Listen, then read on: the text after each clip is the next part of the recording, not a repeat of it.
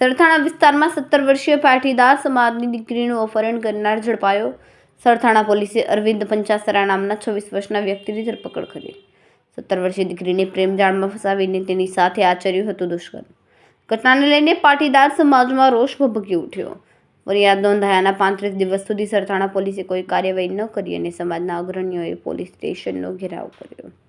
ત્યારબાદ પોલીસ કમિશનરે સરથાણા પોલીસ ઇન્સ્પેક્ટરને આડે હાથ લીધા અને તપાસ ક્રાઇમ બ્રાન્ચને સોંપી. ક્રાઇમ બ્રાન્ચને તપાસ સોંપ્યાના 2 જ દિવસમાં આરોપી સરથાણા પોલીસના હાથે. ક્રાઇમ બ્રાન્ચ દ્વારા આરોપીના મૂવમેન્ટ બાબતે સરથાણા પોલીસની ટીમ જે સૌરાષ્ટ્રમાં હતી તેને માહિતી આપવામાં આવી. હાલ પોલીસે આરોપીની ધરપકડ કરીને વધુ તપાસ હાથ ધરી. પોલીસ દ્વારા આરોપી પાસેથી બોલેરો પિકઅપ પણ જપ્ત કરવામાં આવી. આ ઉપરાંત આરોપી સગીરાનું અપહરણ કરીને અમરેલી, ભાવનગર, બોટાદ, રાજકોટ અને પોરબંદરમાં ફરતો હતો. પોલીસે આ તમામ જગ્યા પર તપાસ કરીને માંડવા ગામ ઢસા બોટાદથી આરોપીને સગીરા સાથે ઝડપી પાડ્યો.